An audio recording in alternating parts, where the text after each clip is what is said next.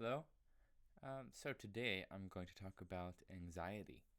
I was just talking with a friend who says they're struggling with anxiety, and when I think about it, I know a lot of people, family members and friends that have suffered from anxiety, probably different intensities. Um, so I'm going to talk about this subject, and I think what I plan on doing actually is maybe doing a whole course on anxiety because it's such a big subject, or it's very relatable for many people. Um, so, yes, we're going to talk about anxiety. So, first, let's just pause for a moment. Notice your breathing.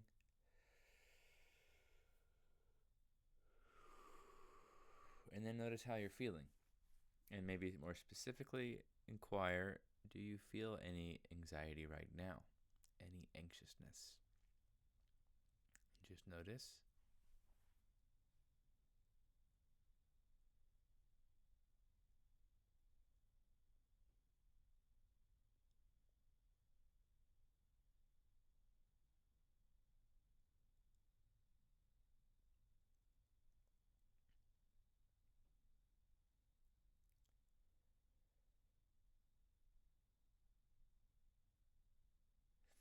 So, this noticing, this sort of just slowing down, quieting down, and listening is really important for our spiritual journey and for healing anything, but that includes anxiety. And, the short answer of how do we heal anxiety is through our own presence. It's first becoming familiar with our own presence and then shining our awareness, our presence, onto the discomforts. So if anxiety is present, first, very important to just notice, oh, there's anxiety here, okay? And then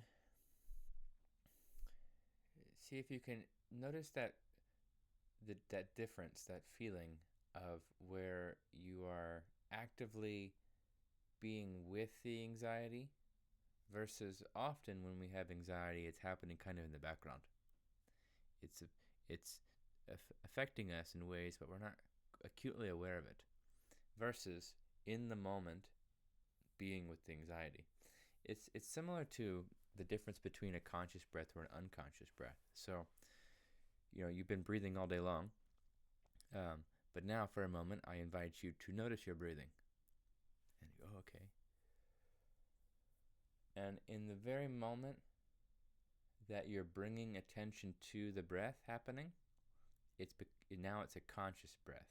You're consciously breathing because you are aware of the breath happening in the moment. Not conceptually, but literally. You're literally experiencing the breath.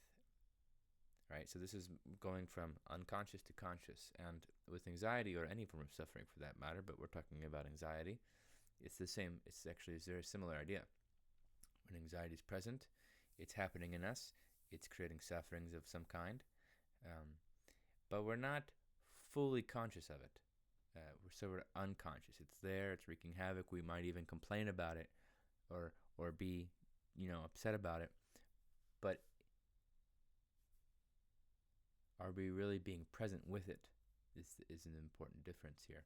So just slowing down, being present with it, allowing yourself to feel it, and be with it. Within that too, there is an allowing. One of the sort of paradoxes we run into as humans is when we feel something uncomfortable, a pain, an emotional pain, anxiety. It doesn't feel good. Nobody likes feeling anxious, right? But because it doesn't feel good, we are creatures of wanting to feel better. We want to feel better, and usually as soon as possible. And in which case, we treat the sufferings as bad or wrong or shouldn't be here. Or I want to feel better. I don't want to feel this. I want to feel better. And then that creates a future projection of I don't want what's happening. I want something better. I don't want this anxiety. I want peace, or whatever it is you're wanting, right? And it's understandable, but that actually is one of the very obstacles that stops us from really being able to honor and work with our sufferings, our anxiety, for example, um, in a way that actually heals it, so that it's gone for good, or at least it's gone for a much more majority. And so it's about noticing when you feel anxious, whenever you feel anxious, and then bringing awareness to it and being with it, but not resisting it. There's an allowing. Eckhart has a great quote: "What happens to unhappiness when you don't mind being unhappy?" It seems confusing to the mind, but really, anxiety, for example, is a discomfort state, and it's a state of resisting. Whether it's resisting maybe fear of the unknown, we often like to feel a sense of control, and when we accept that much of this reality is out of our control, that can create anxiety. Oh gosh, I don't have control, and there's so much, and of course this forces us into surrender and trust, maybe, but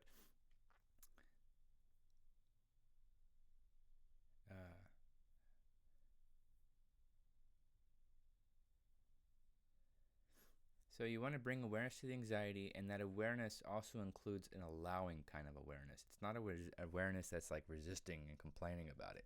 It's awareness that's welcoming. Oh, or like Ram Dass put, a loving awareness. You bring a loving awareness to that anxiety. Oh, it's almost like, oh, hello anxiety. Hello, how are you? Okay, you're there. All right, no problem. And also a nice thing to add in here is get rid of time. And get rid of urgency and shoulds and shouldn'ts and all that stuff.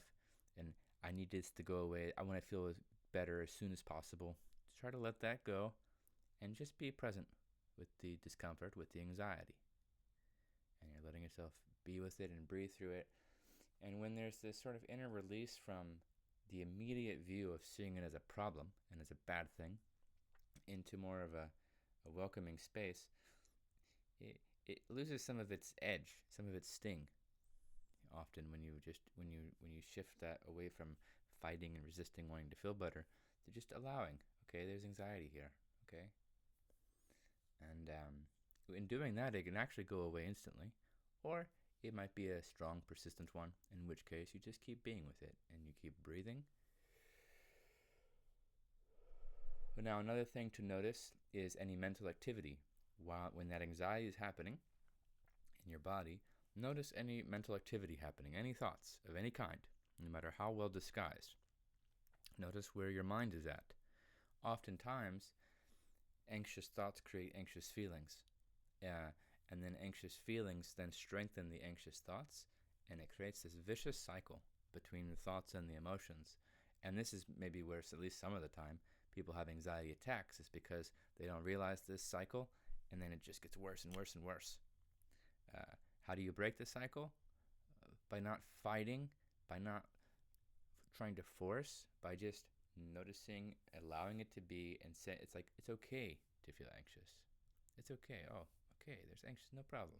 Right? It's that gentle, welcoming energy that is the very thing that can help heal it. And then also, as you're doing this regularly, it is possible to get to a place where you no longer experience anxiety. You feel a deep, centered state of ease and peace. Of course, there's a lot more within that. But yeah. So again, you check in, notice if there's anxiety, and then you honor it. I've noticed for myself in this practice, I don't experience anxiety much anymore, but it doesn't mean I'm like immune to it. It might come in. And so there's a certain vigilance that I have to just keep being aware and honest. And if an anxious feeling does come in, I notice it. And then I do the same practice. I shine my awareness on it. Sometimes I will see clearly where my thoughts are reflecting anxiety, anxious, fearful future, worry about the future, instead of being in the present. Sometimes, though, too, I notice this anxious feeling and I'm not sure where it's coming from. There's not any particular thoughts that I'm noticing that seem to have this anxiousness, no stories or anything. And I don't know where it's coming from. And the funny thing is, though, I've learned I don't need to know where it's coming from, actually. Just shining the light of our own conscious awareness onto it is enough to heal it, or to transcend it, or even you could say transmute it into uh, even stronger presence. And so, yeah, you're present with it. You're allowing it. You're not fighting it. You're not scrambling to try to get rid of it and all that jazz. Oh, I got a thumbs up. and and then you feel a softening, and then it's just a matter of being patient too is another important thing with the anxiousness or any form of suffering again. But being patient with it. Um, it's like if you have a friend who's all worked up and stressed out, telling them like you need to chill is not going to help, right? The best thing you can often do is just sit with them, just hold the space of a peaceful presence for them, and they kind of just see in your own embodiment that everything's fine, everything's okay. And when they start to really kind of settle down and feel, oh, everything's okay. Now, in this way, you can do this. You can practice this for yourself. You're sort of like sitting down with yourself, with that anxious part of you, and residing in this almost paradox between this belief that everything is not okay, something is wrong, something is an issue, something is to fear, something is to worry about, versus that everything's fine, right here and now. I'm breathing,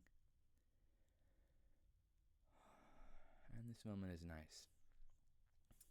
So this is an important part of the practice. Now, some other key elements that can get involved with this, one of which is identity,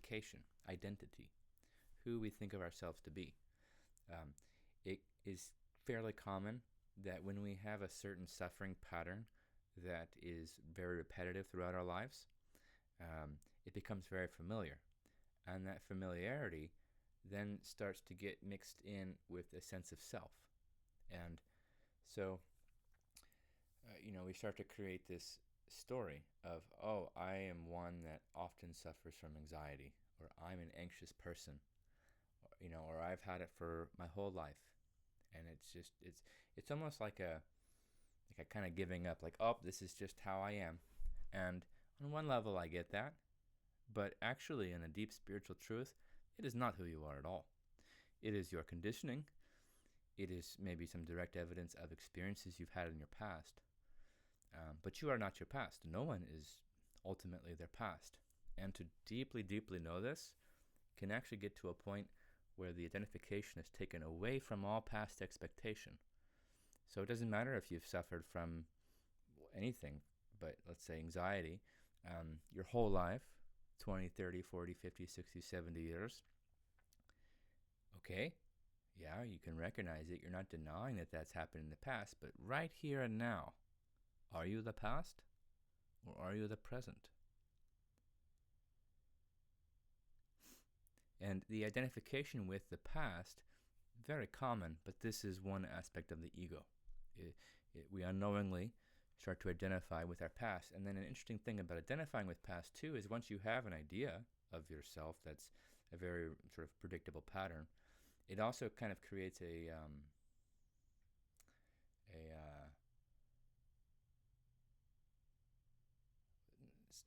not self-fulfillment, but basically, if you're holding this idea of I am an anxious person all the time and expecting it because it's based on what you've experienced so much in your past, then it's almost like you're looking for more things to be anxious about, to match that expectation of yourself as being anxious.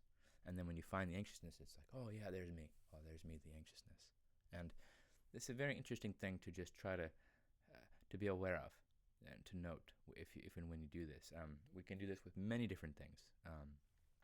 But yeah, so, and again, we're not denying the past, but we're looking at, okay, that happened. All of that happened, even all the way up until right here and now as you're watching this video.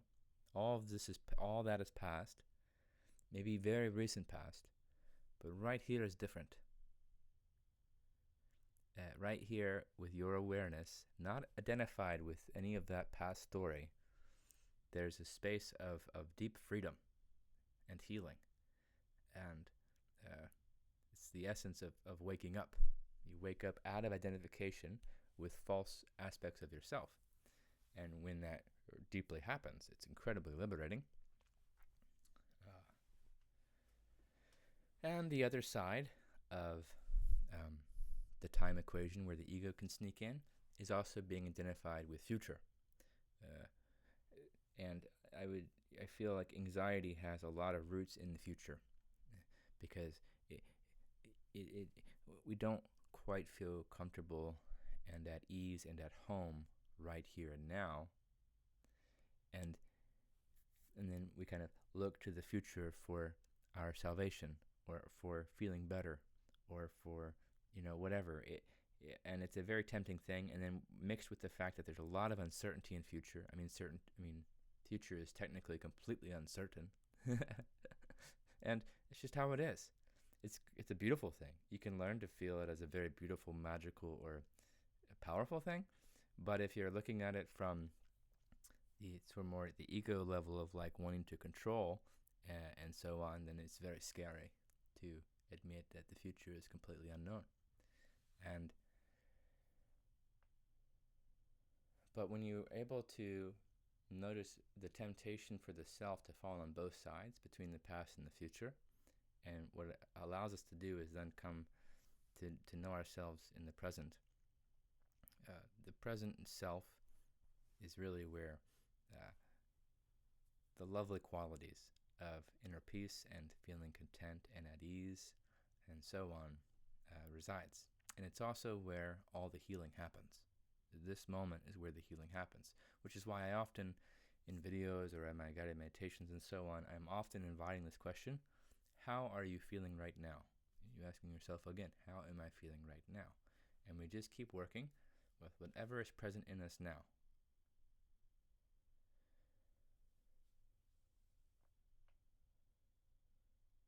And we keep shining the light of our attention, of our awareness, onto our feeling state.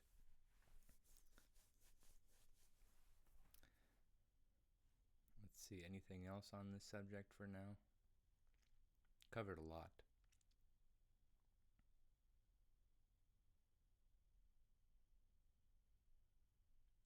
I suppose the thing to end on is just, okay, if you feel like you experience a lot of anxiety, you have in the past, so it seems to feel like it's a logical thing to expect it in the near future because it just seems such a strong pattern. Okay, just notice that. But then ask the question, contemplate the question too of what's the opposite of anxiety? It's to feel safe. It's to feel at home, or to feel like everything is okay right now. And if you really bring your attention very directly into present moment, literally, look around, look past the screen of me talking here and look around your space. And is there anything to be anxious about?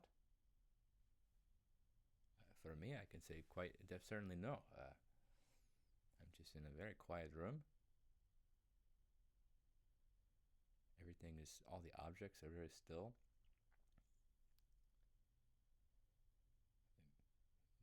This moment, literally, there's nothing to be anxious about. But as soon as I go into my mind and start thinking about politics and climate change and all these different things that are very much out of my control, but also happening, you can get caught in so many rabbit holes that lead to suffering, and certainly lead to anxiety, because it brings up all kinds of questions that we don't have answers to, may necessarily have answers to. But then just refocusing back to just this moment. Oh, right now is good. Right now is fine. Very important.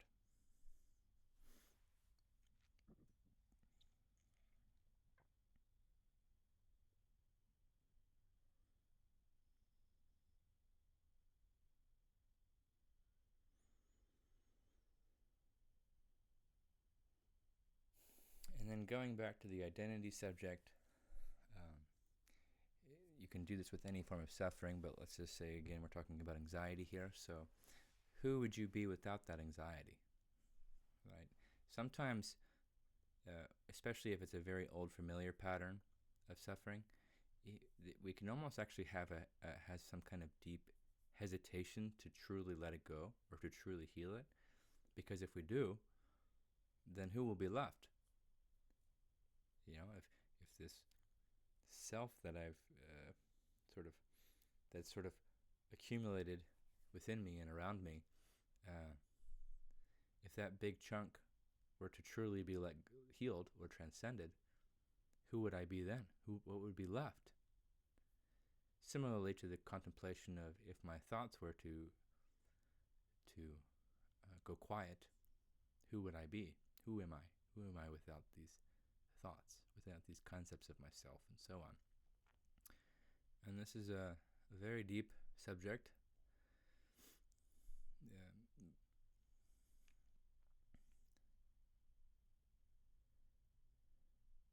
It's one that ultimately can't really be answered with the mind, with words, with concepts, even though I'm talking, I'm giving words and concepts and ideas. That realization of who you are that's deeper than old familiar patterns, than your story's self, than even your physical body, or your opinions, your likes, your dislikes, your political opinions, your food preferences, just all of the human form level experience. All of that's happening, but there's something deeper in you that isn't any of this stuff. But when we're really identified with some of these things, which is very natural to happen, but when that happens, a lot of suffering happens. And then eventually that suffering gets to a point where it's too much, and it kind of forces us to go deeper, to look deeper into ourselves and figure out who we really are.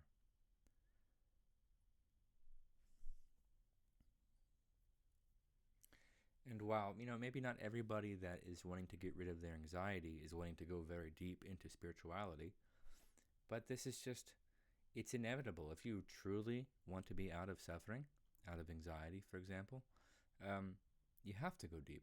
The answer, the final answer, so to speak, the key of the relief and the healing is in the depths of you. It's not in all the surface stuff. That's why all the surface stuff never really works, Unfortunately, too, when people experience a lot of suffering because of all this ego identification with the form level and so on, and then they don't know what to do with it, and they don't know how to heal it, and then we then turn to all kinds of escapisms and substances to quiet the mind, to try to feel a little better, but then this turns into addictions. So many types of addictions out in the world.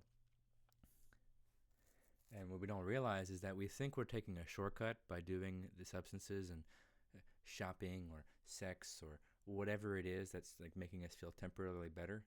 But actually doing all of those things is actually taking the long way. It's a lot harder to keep doing all of that than to just go deep into who you really are, to question and to eventually find the answer of who you really are, and the source of where all your healing can come in, which is in you. It really is. The source of healing anxiety is in you. It's not out in the world, not in the form world. It's inside, deep inside. So,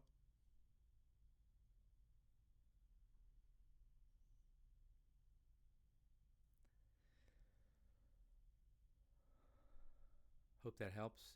I mean, I could do a course. I kind of just went over everything all at once just here. Maybe there's more.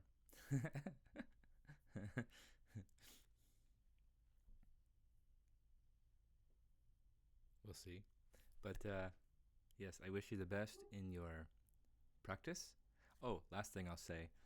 I really love approaching all this as practice because it leaves room for lots of missing the notes. When you're practicing, you hit the wrong note.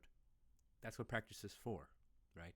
And so even when let's say you're working on your anxiety, approach it as a practice. You're not going to get it perfect every time, what I just shared and so on. It's going to take some effort and some energy and a lot of repetition And you're going to hit lots of wrong notes at times, maybe. But you just keep going. And in that going, the progress starts to really happen, and things start to make more and more sense, and it starts to feel more natural. And you also, the more consistent you are about it, the more you experience results, which then becomes a motivator in and of itself, because you're like, wow, this is actually working. I'm going to keep doing this, which is a lovely experience. And then you keep doing it, and you keep feeling more and more relief and more of a sense of at ease and a feeling of deep peace and stillness.